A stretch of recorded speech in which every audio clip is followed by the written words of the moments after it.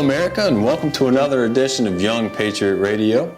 I'm your host, Matt Brogan, and I want to welcome those of you listening live on 1500 AM in the Washington, D.C. area, as well as those of you who are watching the recorded podcast on the internet.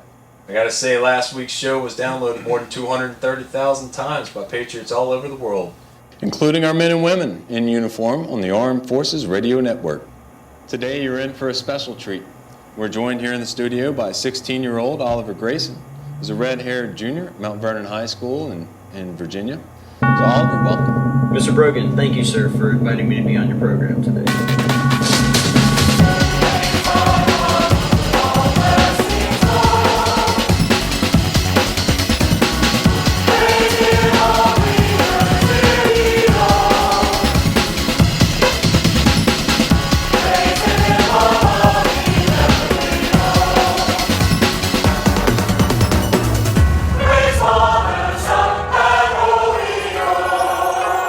Welcome back to Young Patriot Radio. I'm your co-host, General Colonel Ash. I'm here with Private Scott. and Commandant Shine. At ease, boys. I'm happy to report our last episode was downloaded 900 million times. Whoa. That's it? Is that more than usual? Yeah, that's a good point. That's actually a little bit of a dip for us. Boys, I'm happy to report our last episode was downloaded 1,776 times. Beautiful. Wow. Every time I hear that number, it brings a tear to my eye. You stood up and saluted when I said that number. I thought that was like really remarkable. Like, talk about a young patriot who's devoted to the spirit of his country. Life, liberty, and the pursuit of listeners. Mm-hmm. Those are the three inalienable rights upon which this podcast was founded. Now, let's be real. Okay, we were telling a little fib. This is Boys Bible Study, of course. We're Ash, Scott, and Julian. But the movie we watched today has us feeling especially patriotic. And that's because the film we watched today, which is called Red Big Fire Truck, I would like to emphasize, deals strongly with military themes. We're talking about military kids, families, futures, careers. So this really has me thinking about what it would be like to serve this great country of ours. Well, don't book any flights to Afghanistan right now. Yeah, we won. That ship has sailed. What if I want to go over there and do a victory lap? Victorious. How many push-ups do you have to do to join the Taliban? Just asking. Probably like 4, 5. Yeah, nothing compared to our soldiers. Nothing compared to our boys in green or whatever. I bet you only have to throw a basketball 40 feet to join the Taliban. Wait, so that really is true that you have to throw a basketball? 69 feet, yes. Sit it down, 69 feet? 69 feet. What kind of jokers we got running this place over here? Why? Okay, listen. Okay, so... Wait, what kind of basketball? NBA size in weight? I would assume so. Okay. These are big boys we're talking about. And sitting down? No WNBA ball. None of those orange and white, clown basketball. Yeah. Sorry. Don't ask, don't tell. Which size of the basketball? Okay, so basically... This movie had me like really curious about what it was like to join the military, as I often just sort of like entertain sort of like raptures in my mind. During most of us watching this movie, I was Googling like how to join the military service requirements. I was like basically prepared there for a couple minutes that I was going to join. I don't think I can. I have a certain condition. I'm flat-footed. Podcastitis. I'm a podcaster. Podcasters here would come up in a background check and would unfortunately disqualify me. But yeah, you have to throw a basketball. Average is 69 feet.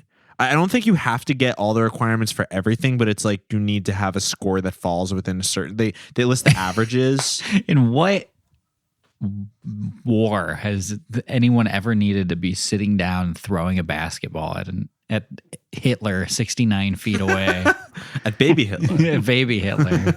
What if you had to go back in time and kill baby Hitler by throwing a basket and the crib was 69 feet away and all you had was a basketball? What are you going to do? Berlin, 1895. You're playing pickup basketball.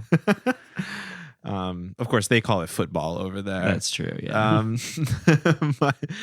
You also have to do 12 pull-ups, which Okay. I can do 7. I'm up to 7. Actually, I did 8 the other day in the gym. Whoa. I did 8. I'm moving on up. You have to do I think like 61 push-ups and like 81 sit-ups or something. Well, it was something 40 like that. push-ups. That was for cops. That was the SWAT one. Oh, or for for- SWAT. Yeah. Yeah, we were talking about that. We were looking up a lot of different things. We took the aptitude test, the sample test. We took a sample aptitude test, and me and Julian did pretty well.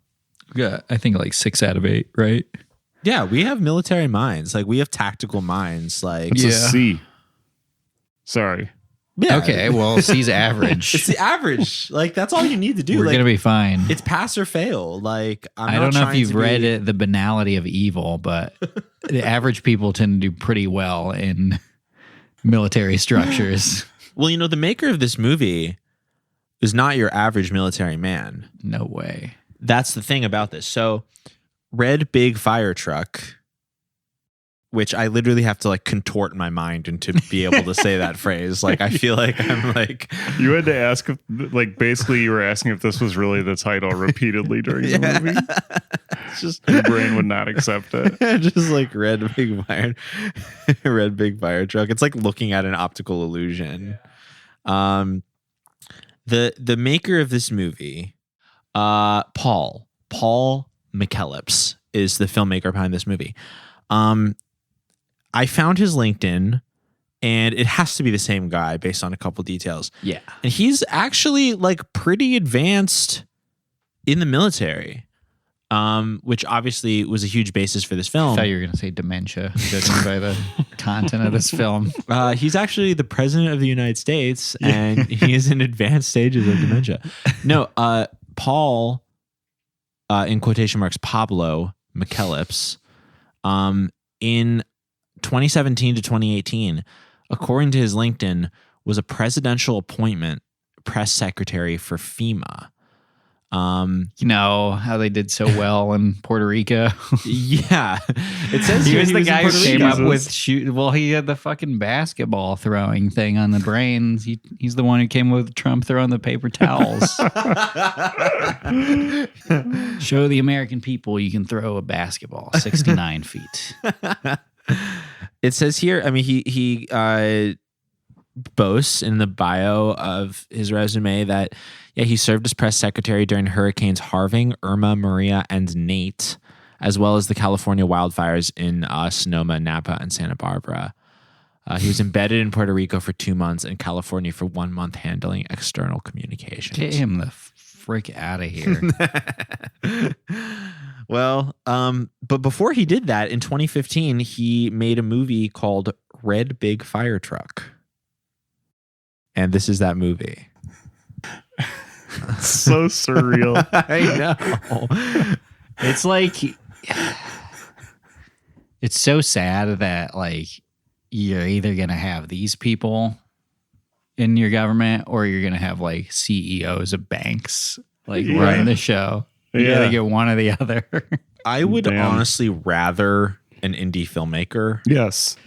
At Yeah. least in this case, you're not sure what you're going to get Right. from Right. them. And like, he's an artist. Like, he's like a sensitive soul, you Yeah. know? Mm-hmm. He wants to express himself. Did he direct this too? I believe so. IMDb doesn't list fuck? full That's- credits, but like, yeah, he's the So producer, director, and disturbing. writer. Yeah. He also directed Natalie's Rose, which is about a young woman who has a white horse that reminds her of her dead mother, and Reggie's Prayer, which is about a retired pro football player who begins coaching a high school team. So Wow. he seems to be really into the like schmaltzy, like inspirational small town stories. Yeah. What the fuck Yeah. am I doing with my life? I could be a fucking spokesperson for I almost said NAMBLA. I mean, you could. I was trying to think of government organization. You could. Which, you know, very well could be Well, I mean, all you need is a cheap digital camera and a week of time. Yeah, that's what we were saying. We are going to make the most pro-America movie. This ever. movie's about a podcast, too. Yes. And we will be We have a the podcast. official Yes. podcasters of the United States government. Presidential appointees, head podcasters of the Pentagon Isn't after that our guy, movie comes out. that guy from Pod Save America was a speechwriter. I believe so. Yeah. Wasn't he like an Obama right. speechwriter or Uh-huh. something? Yeah. Yeah, We yeah. could do that. Yeah, John Favreau is his name, which is Right. also hurts my brain. Right. Much like the title of this movie.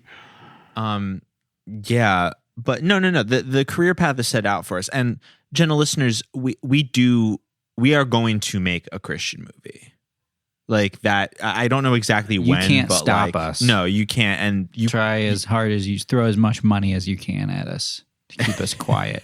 and we'll just invest that money into our production company. Mhm. Don't tell them that. Oh, hold on. I just scrolled down on the Reggie's Prayer IMDb, and MC Hammer appears in it. What? Wow. This We guy gotta pulled watch out that all his ASAP. connections. The government has compromising material on you, Mr. Hammer. We had no idea this would be a military related movie at No, we all. didn't. Like, No. like this movie, Julian, you found this movie on christiancinema.com, as we often That find was many a of our long time movies. ago. And you pointed out specifically because they were comparing it to Boyhood. Yes. Yeah. This was more like Joe Dirt than it was like Boyhood, where he gets interviewed about his past on a radio show. Oh wow, you're right. This is really is the Yeah. Christian Joe Dirt. Yeah. I'm trying to. had I haven't no seen that movie idea. in so long. So this film is Christian Boyhood. We can all agree. Yeah. It stars director Paul McKellep's son, Oliver. Also making an appearance are the older two McKellep's sons. I believe their names are Ian and Andrew. So this is a family affair. It also clearly is inspired by details in their family's life. All of the McKellep's offspring are currently serving in the military in various branches. I stalked them all on Instagram. They really all are? Yes, they are. Oh, wow. I stalked them all on Instagram. It's a military family. This is clearly like okay, so we can see the other movies that this guy made, and they're all about a horse girl or a football coach or whatever. This one is clearly the most like embedded in this family's like personal life and values. It's a fictional story, obviously, but it's like clearly like this comes from a very personal place for Paul. It's weird to write a movie where your son plays an orphan. Yes. Yeah. And the father figure in the movie keeps talking about how he wants to be dead. Yeah. Yes. Yeah, it's an interesting meditation on fatherhood, especially, for a father directing his son in the movie. Actually, do you know what movie this really reminded me of? It's an outsider film that we all love from the past couple of years that honestly we should maybe cover soon on the show. I'm talking about Surfer, Teen Confronts I was Fear. I was thinking that when we were watching it, and Yeah. it was the scene where they're all around the campfire. Yes. That reminded me a lot of Surfer. Yeah. So in Surfer, which we will hopefully cover on the show, not exactly a Christian film, but it borders onto our shared love of outsider cinema. We have another father directing his son, and in the movie, the son's father is dead. Now, of course, in Surfer, Things aren't as they seem. things are not as they seem. He, the director, that is, reanimate. He comes back as the ghost, the ghost of this kid's dead father, and speaks to him. He comes back from the ocean, Yeah. and Yeah. gives inspirational words to his son. Not quite in this movie, but we have another father directing his son in a fictional universe where his And son's he father is does dead. go out to the water every day to contemplate death. Yes, he That does. is true, yeah. So Yes, he does. So there's a couple inspired, too. cinematic parallels, but I would put this film in a similar outsider category, like a father-son outsider Yeah. category with surfer That's a teen good call. confronts fear. That's your whale, boy. That's your red big fire truck, boy. I cannot wait to tell people about Surfer. Oh my God, I'm so excited. Better be now. careful. Might get scrubbed from the internet after we talk about it. Like another supposedly dead person. That's interesting. Yeah, if this is too off topic, I might cut this, but we recently reviewed the film The President Goes to Heaven by outsider auteur C. Tom, and we were excitedly telling everyone how it was only available for streaming on Amazon. About 2 weeks after we happily announced this to everyone, the movie was removed from Amazon. I don't know exactly when that happened. It was just pointed out on Twitter by some people who were interacting with the post like a couple days ago. So is that a coincidence? I mean, people listen to this show, but like, it's not like we didn't make it go viral. You know what I mean? Like, Yeah. I don't know. I really don't understand. Why would it be gone? I can only imagine that C. Tom is the kind of person who would fake his own death and then spend his days searching his name on the internet. Sure. Yeah, I could see that. So that's what I think. Or that it's just a coincidence that it. Could be. There's no It's such taken thing as down. coincidences, though. That's true. Our energy is resonating. Also, non-coincidentally, one of the main characters in this movie is named Tom. Right. The father Mr. figure. Tom. Whoa. Mr. Tom. Well, let's take people through Spending his time at sea. And we had Tom Cat was just in here. That's true. C. Tom. The Did C he stands take for off cat. or is he hiding under the bed? I guess it's irrelevant. He might be hiding under the. Actually, though, it's not irrelevant. The best actor in this movie, and I am not trying to insult the other actors in the Right. movie, was the dog. The dog was so good in this movie. Yeah. The dog was like impeccably trained. And like this didn't seem like a movie with a budget to hire a trained dog. No. I just thought it was really old. So I thought so too, but the dog came when it was called. Yeah. The dog was following the kid around. The dog at one point, the kid, I don't actually, now that I think about it, I don't know if this was shown on camera, but the kid cut a little bit of the dog's hair off. Yeah. But then again, I don't remember if we actually physically saw that on camera, and the dog, there were multiple scenes where the dog just was like really chill and just like sitting there doing nothing while action happened around it, probably for like multiple takes, and it was just fucking chilling. Yeah. It was a great dog. It was cute too. It was. It was a heckin' doggo. It was one heckin' That was one pupperino. heckin' pupperino, yeah. Like when they asked what kind of dog it is, and the girl goes, white dog. Yeah. Hi, Angel. How you doing? What kind of dog is he? A white one, and he is a sheep. He is? Wow. Did you ever hear about the dog in the movie, the Blade Runner sequel? Where it was like, that was also like trained very well. And it was because Harrison Ford would keep a piece of bologna in his pocket the whole time. And he would also like, he would snack on it himself throughout the day. That's not true. Okay. I forgot. I had a joke about that. I was trying to remember it while I was telling it. I was good. In my head, I was like, I could see that. I've heard Yeah. he's like really stoned at all times at this point in his career.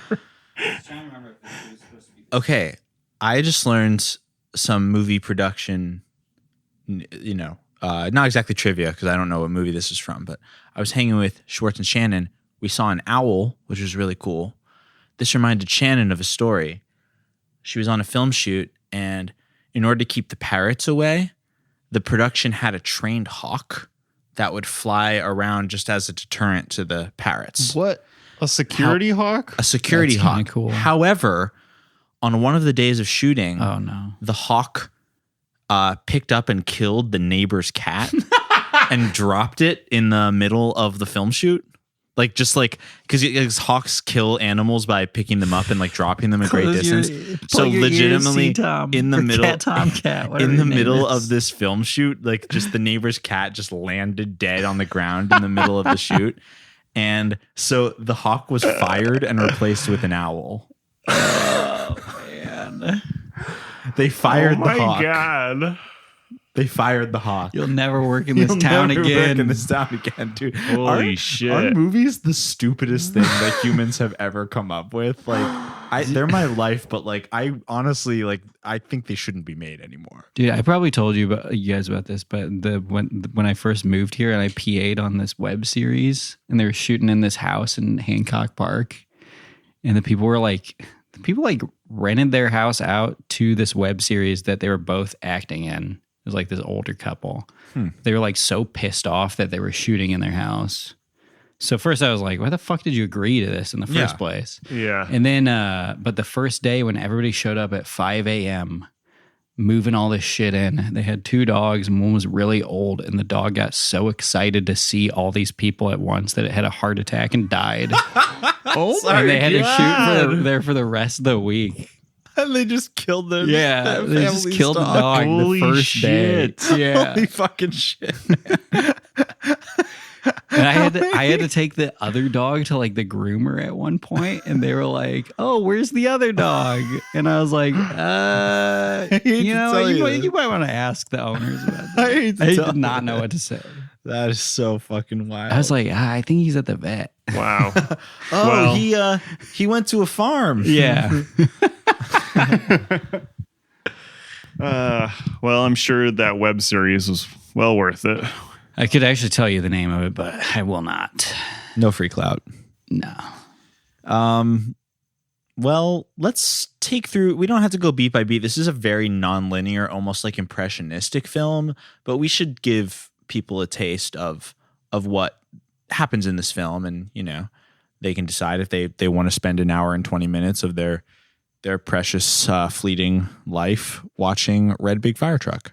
I felt like there was a piece of art, a very specific piece of art in the movie that actually like was a metaphor for what kind of movie this is. Yeah, absolutely. Yeah. Tell us about it.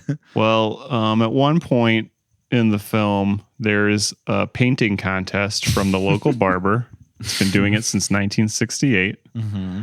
Then she told me about a picture contest the local barber had been holding since 1968. And that's when my life started to change. Who's Walter O'Leary? He's the town barber. Gosh.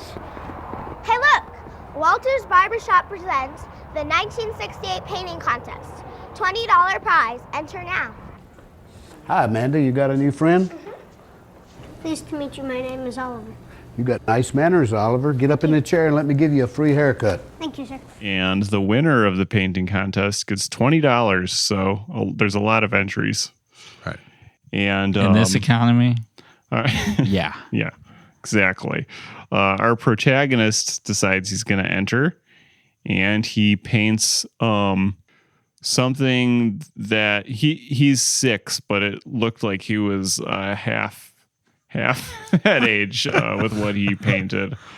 Although I guess he kind of did it in a unique way. Like he wrapped a piece of paper around a tree, but not tightly, kind of like loosely. Yeah. And then had used some red paint and mud and made a fire truck is what he called it. And you could sort of, if somebody told you it was a fire truck, you could sort of guess that it was a fire truck. This is some real naive art. He also used a paintbrush that was a stick with a clump of dog hair taped to it. Oh yeah, that's why he cut the hair off. Cut off, Right. exactly. Yeah. And he made the fire truck, which is basically like a really scary looking red oval with some like brown circles to represent wheels in like the top right of a huge piece of white paper. Honestly, it reminded me of like CIA funded abstract art in like the 60s. Like I think the reason it won the painting contest was because like the CIA was literally like rigging this this barber shop. Your tax dollars at work, people. It did stand out from the other paintings. It did. Though, It did. The barber said, "This is the most unusual entry I've ever gotten." Well, it's the most unusual one I've seen. How will I know I've won? I'll write the names on the paper and put them in the window.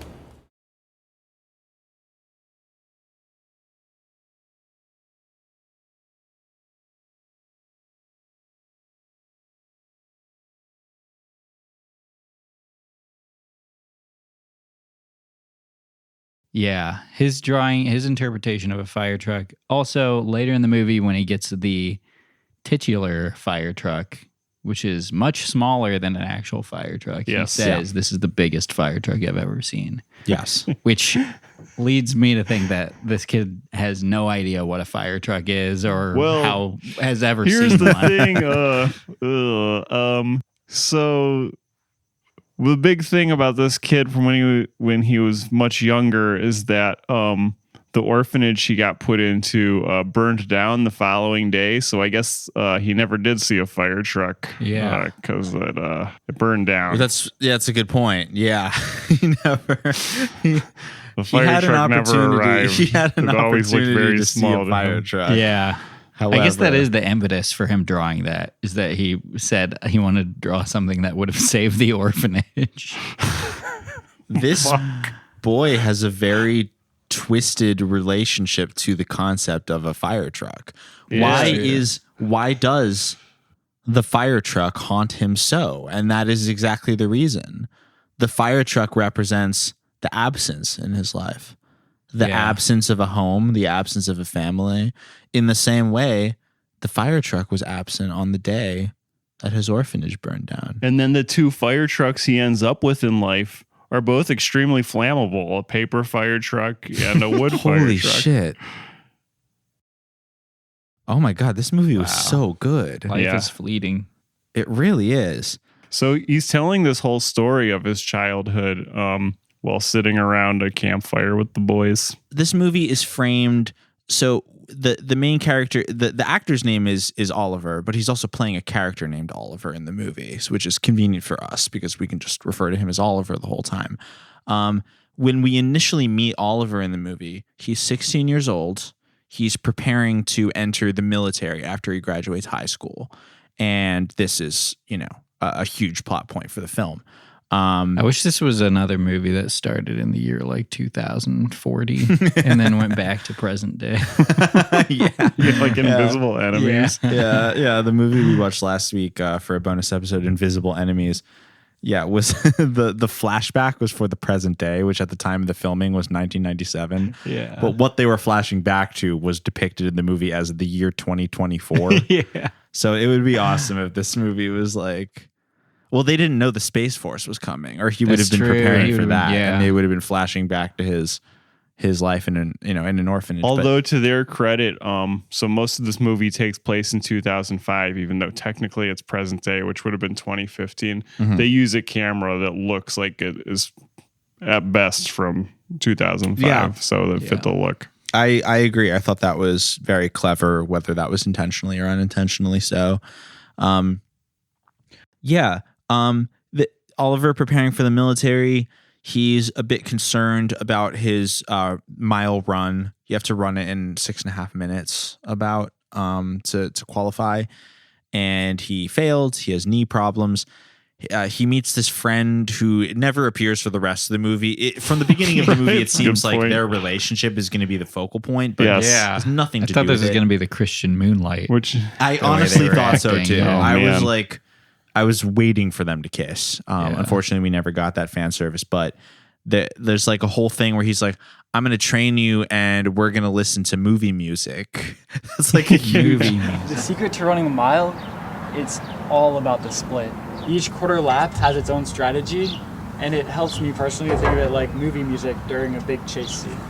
You're coaching me to movie music? I love when my favorite thing about like all these outsider films that we watch is like when for some reason the writer just like happens upon an idea like that. Like he's like, a good way to run is if you're listening to movie music, and he's like so enraptured with how like specific and kind of like clever this idea is that he repeats it like 5 times. Like there's one point where out of nowhere, like I might have to put this in, but they're sitting around the fire, and I swear to God, like out of nowhere, he's just like, he's telling all the other kids what they're doing, and he's like, I'm definitely excited because now we have movie music. So, Ethan's my personal coach for the candidate fitness assessment. I don't know if I'm really fast at running anymore since I hurt my leg, but definitely excited because we're into movie music now. That's like the exact, and it's like the other kids in the scene would have no like context for that previous. Like we obviously do because we're the audience. Yeah. But it's like the other people in the scene would have no context for like why that's exciting or what that even means. Just listening to the Under the Skin soundtrack. You know what? Too, now that you mentioned that, with that character who seems like they will be prominent throughout, as soon as they go to the flashback, the same thing happens where he's like, "That's when I met Amanda and everything changed," and then she's in the movie for like 3 more minutes. Yeah, and then he's like, "Oh, I didn't actually want to hang out with Amanda. I wanted to hang out with the dog, Right. Angel." And the dog lives in the basements of a man named Mr. Tom. Yeah, Who we mentioned. who's now my best friend. Yes. Mr. Tom, the relationship between Mr. Tom and young Oliver actually becomes the focal point of the film. But again, this is, as you were saying, this is like the third or like fourth like friend, like, you know, like seemingly like relationship that's introduced, and then that becomes the rest of the film. It's just, it's a bit confusing. But yeah, Mr. Tom, how would you characterize Mr. Tom's relationship with Oliver? Because I thought it was they were trying to do like an unlikely guardian thing, but it was just really weird. He's just unnecessarily rude to a child right off the bat. Yeah.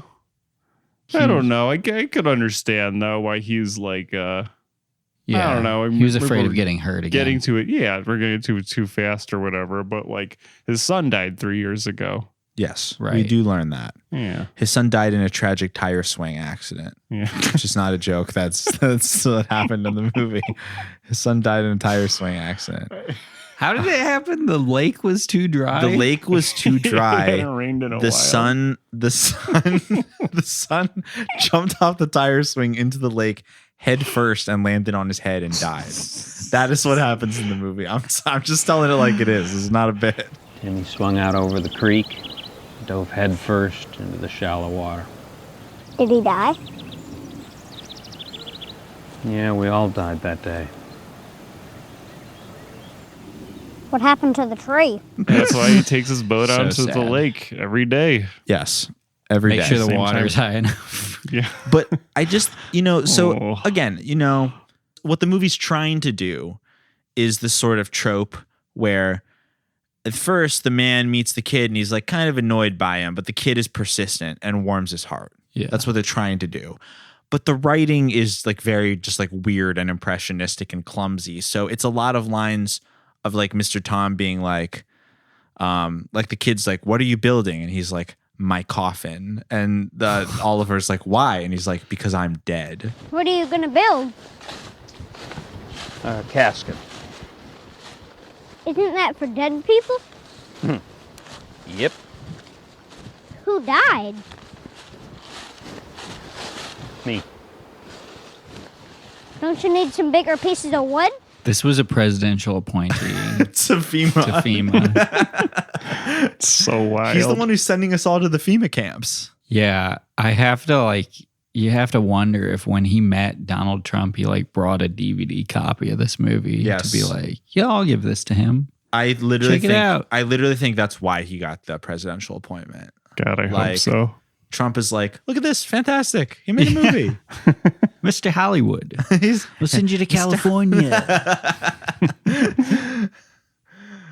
But Mr. Tom, Mr. Tom's son has died. Yeah, again, Oliver sort of becomes this like surrogate child for him. What's the deal with like him having to leave by Christmas morning? There's like this whole plot point. There's like this whole plot point that Nonsense. like I honestly found like pretty difficult to follow. This is a person who is high up in FEMA. Yeah. Said that because I think this is what they were saying, was that because he painted the picture of the red fire truck on the back of the blueprints that Mr. Tom was working on, everybody in the halfway house was to be evicted on Christmas morning. By Christmas By morning. Christmas morning. So Christmas Eve. because he did not have the blueprints to the house anymore. Is that what happened? It is no longer suitable for living. I think That's how they explained it in the movie. I'm pretty sure that was how they explained it. Yeah. And long story short, do you think he did have to leave by Christmas evening or Christmas morning? Yes, he Yes, did. He he did. did. in Yeah, fact, they yes. Yes. actually followed through with it. Yeah, so that part was also really difficult for me to follow too because Tom starts making the red big fire truck for Oliver. Yeah. Which he makes out of like he cut straight from a log like a Flintstones car, and he starts painting it. Just like very weird. There's that whole scene of him like stripping the log, which goes on for like 3.5 minutes. A really long time. And he's not doing a very good job of No. stripping the log. Like That was actually one thing that bothered me in it because they show just a straight up still shot of him stripping it of bark for a very long time, but then it fades into another shot, and the log's just wobbling around the whole time. Like I was hoping, like when it moved on to the next shot of the same shot, that he would have at least stabilized it in some way. Yeah. That was the only thing that really bothered me in the movie. He was lacking some sort of vice or like Something. you're supposed to like drill it down or something before you start. Anything. There's some kind of device that could. There's got to be a red big fire truck holding device that you can get if you're the type of man who wants to make a red big fire truck. Yeah. Well, nowadays you just 3D print it. Well, that's true. More like a red ink fire truck. Yeah. Yeah. But it's clear that Mr. Tom is not good at tools. No. He's not good at building things. He has, random tools. He has a shop. But it's very unclear. What does he do? It's unclear if he's even related to the halfway house, even though his shop is attached to the halfway house. Right. But it's unclear if he is in charge of the halfway house. Right. It's just that he knows that He just needs to keep the blueprints. Otherwise, no one can live there. all he needed to do is keep the blueprints. Yeah. And he let this kid steal the blueprints and paint a red big fire truck on there. Hey, at least you won $20. Yeah. Listen, I'm not an artist, but $20 is $20. Yeah. Well, so the part that was difficult for me to follow was that when Just one part. when Mr. Tom is building the red big fire truck, he falls The asleep. small red big fire truck. the red small fire truck. When he's sitting there, he like falls asleep, and then he wakes up and he's like, "Oh no, it's Christmas morning," and then he like runs to try to find Oliver, and they're like gone already. And then I swear to God, there's a scene after that where Oliver's like, and then like as the car was driving me away, I made them stop, and then I ran for hours like through the woods.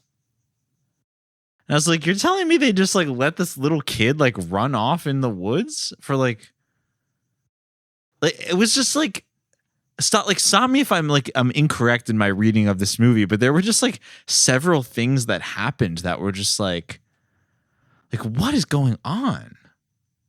Yeah, it was very strange. And they just like very followed, the strange. camera just like followed him through these snowy woods. Yeah, and the camera was For, getting like- all fogged up because it was like wet Yeah. and like fogged up from the snow, and it was getting all like It looked kind surreal. of cool. Looked cool. It looked, yeah. This guy, we need more presidential appointees like this guy. You're right. Yeah, they should appoint the Christmas Unwrapped guy. Yeah. Oh man, what's that guy's name? Pastor Greg. Yeah, Yeah. Pastor Greg. Pastor Greg. See Yeah. me dance guy.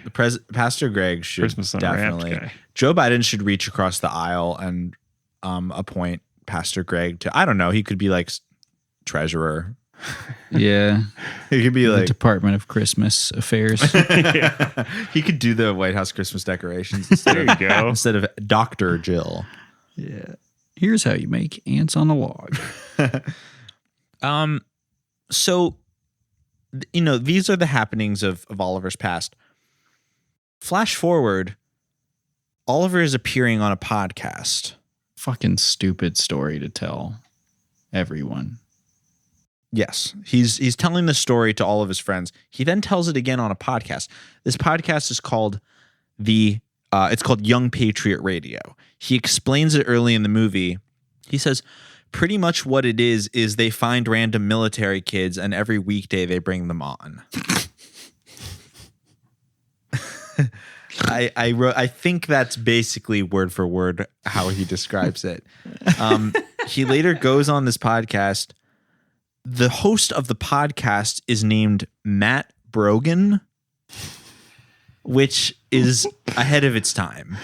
Like, you cannot help but see him as a Joe Rogan stand-in. Like, when he's on the podcast, Oliver's like, Mr. Brogan, tells his story, and it's just like, it's just incredible. And Mr. Brogan's like, last week's episode was downloaded over 230,000 times by our men in uniform. And yeah, he asks, he brings Oliver on, and Oliver's talking on his radio show. He talks about Palestine. Yeah. What was that? That was wild. That's I was like, oh no, oh God, what are they gonna say? And then they said like basically nothing. It was like pretty. It was really weird. neutral. Perfect. I don't know. Perfectly written by a spokesperson for the government. He said, oh, so when I was walking here, I saw a large demonstration for Palestine, which was filmed, which makes you think that, Paul was just like, he just saw this and filmed it. Because I mean, I think they were living in like Washington D.C. Right. Because right. opening was like all the shots of our favorite monuments and shit. Right. So Oliver on the podcast says, Policy is obviously always a gray area, but it is obvious that Israel wants safety and security, and that Palestine just wants statehood. But at their core, I believe that both Israelis and Palestinians want life, liberty, and the pursuit of happiness. Yes. that is his analysis on the situation. Yeah. Webster's Dictionary defines the Israeli-Palestinian conflict as. That ruled. It was really cool. Couldn't have said it better myself. Yeah. His whole podcast appearance is like a rumination on the Declaration of Independence, which is what makes him like proud to serve. He says that these rights were granted by God. That is, life, liberty, and the pursuit of happiness were granted by God. So therefore, by serving in the military, you're honoring your creator. The host asks him, killing his other less worthy creations. Obviously these people are not in pursuit of life, liberty, and the pursuit of happiness. God couldn't kill them himself. No. So we're just cleaning up God's mistakes, okay? We're sort of God's janitors, if you think about it. But the real revelation of the podcast is that Oliver is able to find his brothers. Yeah. He finds his brothers by appearing on the podcast, his long lost brothers. Early in the movie, there's this thing where he's like, I made a wish that like the brothers would, oh yeah. Because he, with the $20 prize, he puts a message in the newspaper at the age of 6, mind you. Right. That all of his brothers should meet him at the Big Anchor. I forgot about that. But he goes to the Anchor and none of his brothers are there. However, in the future, he goes on the podcast. It's downloaded over 800,000 times. And his brothers see it. Yeah, they FaceTime each other. Yes. It looks like you said the guy is FaceTiming himself. They might to tell him to kinda, listen to the podcast. The way they're talking over each other so too, cool. I was like sure that it was just one playing both. Yeah. Me too. I think that would they have been just look so very cool. similar. I want to make a movie so bad and put that in there. Just should. no explanation. But like the main character tells himself important plot and forwarding information. Like looking into a mirror. I guess that's kind of like what Memento is. Yeah, it's true. But again, these are real brothers. They may be twins. They look very similar. And twins. I mean, one of them's gay. I confirmed from Instagram, and honestly, he's really hot. So yeah, he did not post any pics of a boyfriend. So yes, bring our troops home and into my bed. You can occupy this territory, honey. Yeah. So they both his brothers and Mr. Tom appear at his CFA test and cheer him on as he is running. As he throws the basketball 70 feet. 70 feet, not just 69 feet, 70 feet. Play that horn.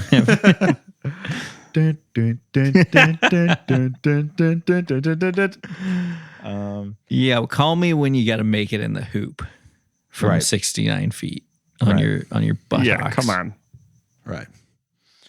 So, yeah, red big fire truck. I think that basically sums up the plot of the film. Yeah. I'm buying it right now from God's Outlet Store. God's Outlet Store? I thought you were kidding. When Is you that said the It's name? really called God's Outlet Store. Oh I'm my just God. cleaning up more of God's mistakes. That's amazing. You go to God's Outlet Store and it's what's his name playing Jesus? The guy from Bruce the Encounter. Marciano. Yeah, it's Bruce Marciano as Jesus. He's wearing a name tag that says Jesus, and he's like, "I can get anything you want, and I mean anything." At wholesale prices. And you're like, "Can you stop the wars?" And he's like, "I can't do everything." So Red Big Fire Truck is a Christian movie. Now, notably, it was not based on scripture. He had that one thing on his mirror. I can do all things through Oh, yeah. the That's true. Lord. But I would say, I mean, the biggest Christian moments in the movie, there's a couple scenes where the little boy's praying. Mm-hmm. Also, at the end, his discussion that, like, the Declaration of Independence is, these rights were granted by God, therefore it's sort of like a godly task to defend this declaration, which I think is really cool. I guess that's the most Christian thing about the film. It's one of those films that equates like Americanism with God's plan. Everybody's so stoked that he's joining the military. Like this guy, no one would give a shit about this guy's story if he was doing anything else except for joining the army. So yeah, this is one of those movies where being in the military, being stupid enough to join the military makes you the most important person on earth. Listen, you're going to be changing that tune when I ironically join the military to create good content for myself and my listeners. Who's that guy you were talking about who lives in Vegas? Griff 3? Yeah. What about him? Another perfect army day. Yeah. Griff 3. Today I Griff did Griff- pull-ups. Griff 3 is a very femme gay TikToker who was brought to prominence among. I'm a fan of the podcast Seeking Derangements. If anyone else listens to it, they run an Instagram page that's very, very good, and they just it's like a gay guy podcast. A lot of their like content is tailored to like funny like gay guy things, and there's this guy named Griff 3 who just like this like really rich like twink with literally the gayest voice ever invented, who lives in Las Vegas, and he just documents his like life, and he's like, today I saw Justin Bieber in concert. That's true. There's a real one. He's like, and it's just like, I really just have to watch it. But Yeah. Julian is suggesting that I become the Griff 3 of the military. And I'm like, Oh. today I It's threw a legal now. basketball for 70 feet. Well, hey, I mean, Oliver's older brother's in the military, and he's a Navy Yeah, it's pilot. true. And he's gay. And again, I know this because I stalked him on Instagram. That's not exactly publicly available information, so I apologize to the family. but they made a movie. They made a movie. Here's the thing. Yeah. This- Put their name. I don't know if I saw their names in the credits. They were. Yeah, I in remember the movie? seeing them. Mhm. Yeah, Okay. in the Yeah. movie. Because here's the thing. Like, I don't know what I'm trying to say. Making a movie is like the ultimate form of expression. yeah. It's basically. like jacking off in public. Yes. Don't And do it's it like if you don't want people to watch right. and learn all about you. And stalk you on Instagram. Exactly. Right. Well, that's like the thing. It's like, so, people still write books, but like the average person doesn't aspire to write a novel anymore. They either aspire to get famous on social media or to make a movie. And Paul made a movie. And so now his life is like crystallized. And here we are. We're talking about it. Yeah. We love the McKellips. We love Paul. Absolutely. We love his sons. They're now like in our pantheon. I guess really what I'm getting at is like, I respect anyone who makes a movie. Like, I might talk for an hour about how a dumb and shitty your movie is, but like, I respect you for making it. Like, you crystallized your life into a beautiful art statement, you know? And like, I'll salute to that. I can't always promise that I'll salute the American flag, but I will salute a movie. Yeah. I mean, we've said it so many times. This is more memorable than like Attack of the Jedi or whatever the hell those freaking movies are called. Thank you. And I will actually think of this movie more often than Boyhood for sure. Yes. Going forward. Which I liked. I enjoyed that movie. Can you buy Boyhood from God's Outlet store? No. Can you buy Red Big Fire Truck from God's Outlet store? Yes. So I think that's a W for RBFT, which is what I call Red Big Fire Truck for short. Notorious RBFT. One other thing that did make this movie Christian though, and also turned Tom's attitude around, was that Oliver points out that his dead son Timmy is in heaven now, and when Timmy's watching Tom be sad every day, it makes him sad in heaven. Yes. Your Adirondack chair and your casket, and you're trying to sell your home. Are you just waiting to die? I guess I am.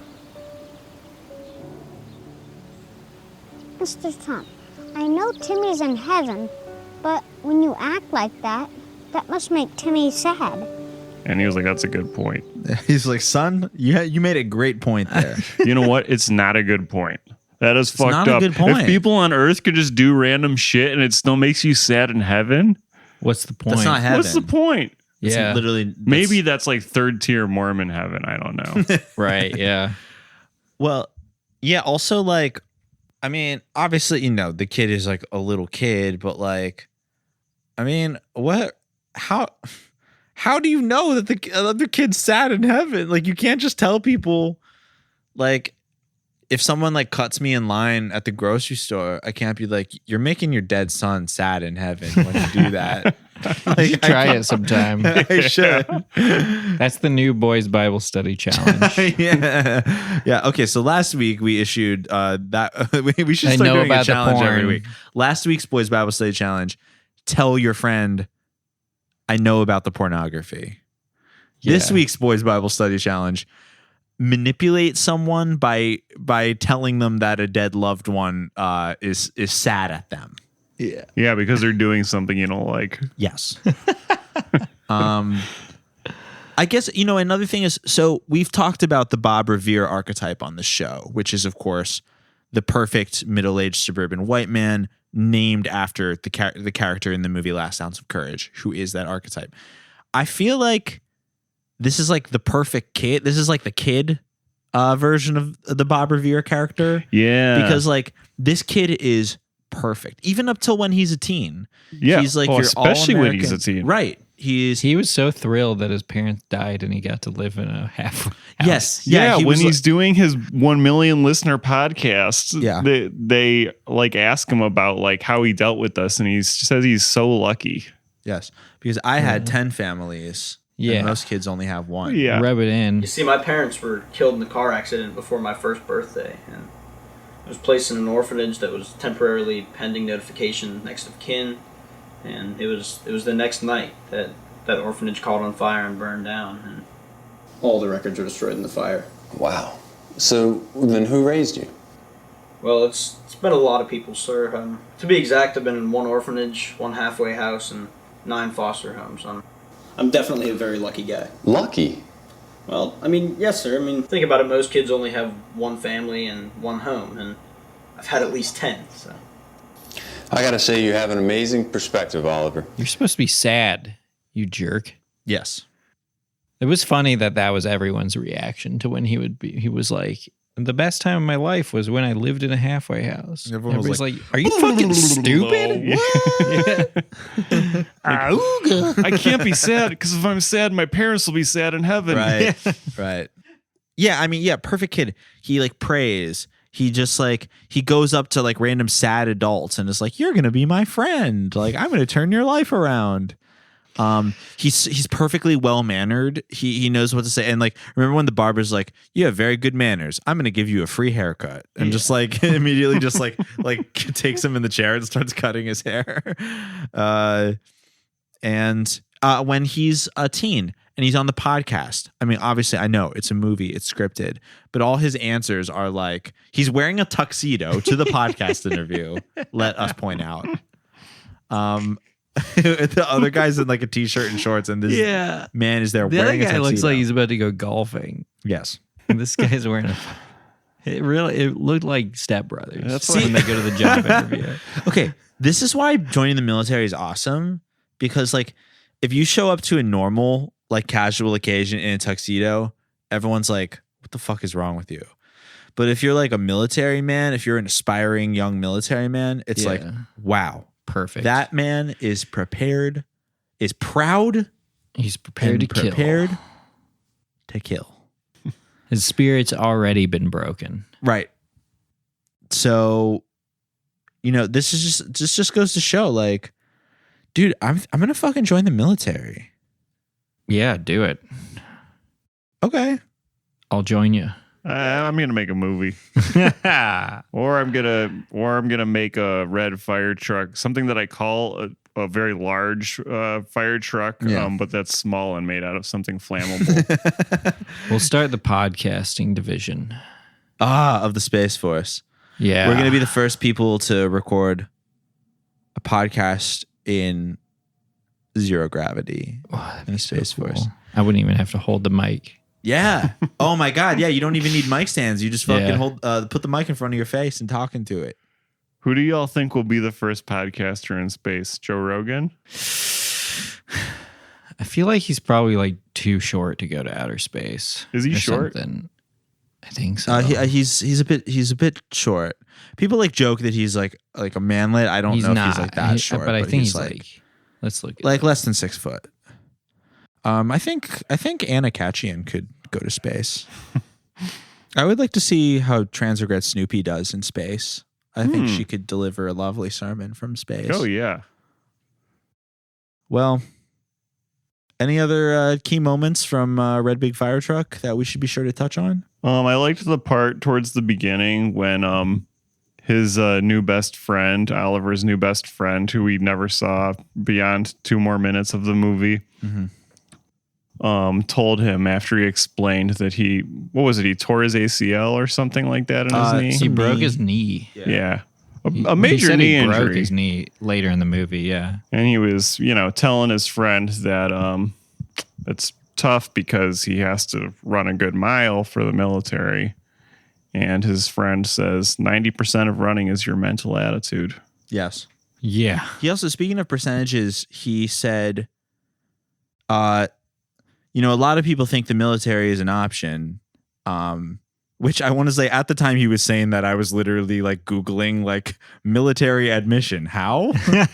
But he said a lot of people think the military is an option, but less than 1% of high school graduates ever enlist in the military. Why?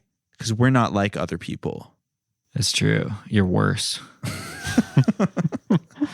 Oh, he also says, speaking of his running advice, he says on the 4th lap of the mile, so he says the 3rd lap is the hardest one.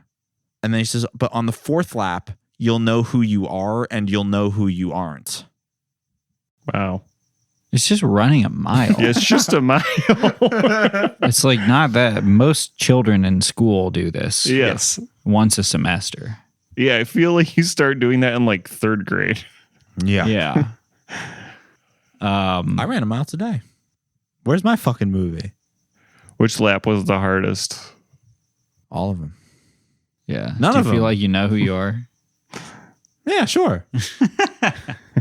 I'm Ash from the Boys Bible Study Podcast. You know who I'm not? Scott and Julian.